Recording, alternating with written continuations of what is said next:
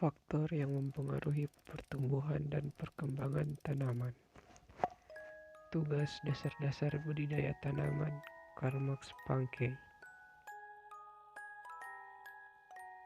Ada dua faktor utama yang mempengaruhi pertumbuhan dan perkembangan tanaman. Yang pertama lingkungan dan kedua genetis. Faktor lingkungan terdiri dari 1.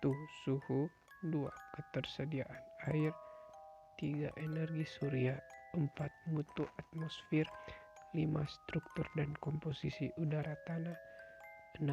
Reaksi tanah, dan terakhir organisme.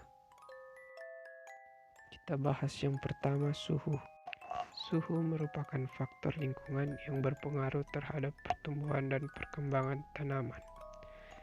Kisaran suhu untuk pertumbuhan antara 15 derajat Celcius sampai 40 derajat Celcius. Suhu mempengaruhi fotosintesis, respirasi, permeabilitas dinding sel, serapan air dan unsur hara, transpirasi, serta aktivitas enzim pada tumbuhan. Lanjut ke yang kedua, ketersediaan air. Pertumbuhan tanaman akan dibatasi oleh kandungan air yang sangat tinggi atau sangat rendah. Air dibutuhkan untuk sintesis karbohidrat di daun, menjaga hidrasi protoplasma, dan sebagai pengangkut serta translokasi makanan dan unsur-unsur mineral. Fungsi air bagi tanaman antara lain penyusun tubuh tanaman, sekitaran 70% sampai 90% tanaman adalah air. Memberikan tubular bagi sel, medium reaksi biokimia, baku fotosintesis, serta menjaga suhu tanaman supaya konstan. Selain bermanfaat, air juga membatasi pertumbuhan. Jika jumlah terlalu banyak, sering menimbulkan cekaman aerasi. Jumlah terlalu sedikit sering menimbulkan cekaman kekeringan. Cukup dengan air. Sekarang kita masuk ke yang ketiga, energi surya. Kualitas, intensitas, dan lama penyinaran berpengaruh terhadap pertumbuhan tanaman. Reaksi tanaman terhadap lama penyinaran matahari berbeda-beda.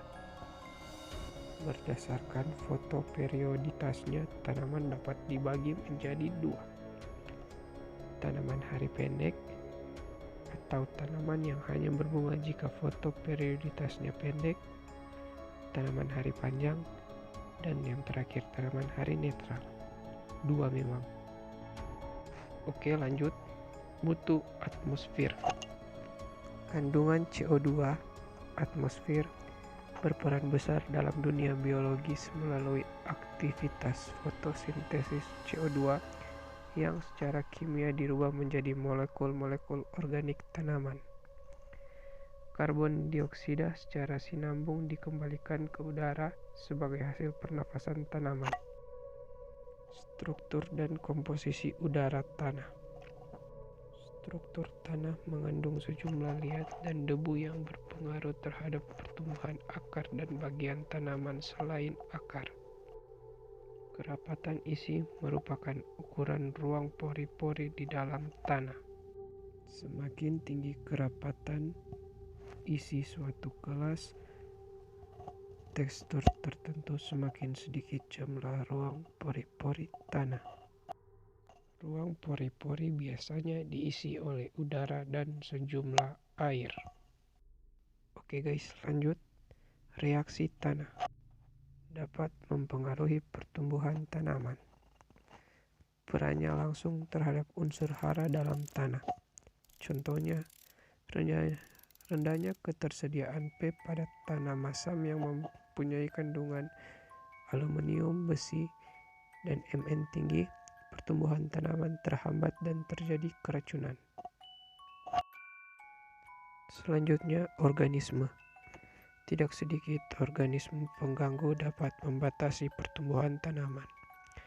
Jenis nematoda yang menyerang akar tanaman tertentu akan mempengaruhi daya serap hara dan air. Hubungan tanaman dengan mikroorganisme dapat bersifat langsung dan tidak langsung. Langsung berkaitan dengan mikroorganisme yang ada di daerah perakaran.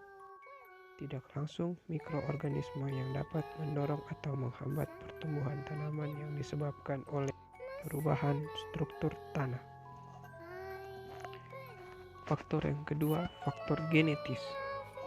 Gen adalah faktor pembawa sifat turun-temurun yang dapat di dalam sel makhluk hidup. Gen berpengaruh pada setiap struktur makhluk hidup dan juga perkembangannya. Walaupun gen bukan satu-satunya faktor yang mempengaruhinya. Artinya, sifat-sifat yang tampak pada makhluk hidup seperti bentuk tubuh, tinggi tubuh, warna mata, warna bulu pada hewan, warna bunga, penambahan ukuran, dan sebagainya dipengaruhi oleh gen yang dimilikinya. Oke, habis. Belum. Potensial hasil tinggi dan sifat-sifat lainnya seperti kualitas, ketahanan terhadap hama dan penyakit, serta kekeringan berhubungan dengan susunan genetika tanaman. Hibrida adalah hasil siram dari induk-induk yang potensial.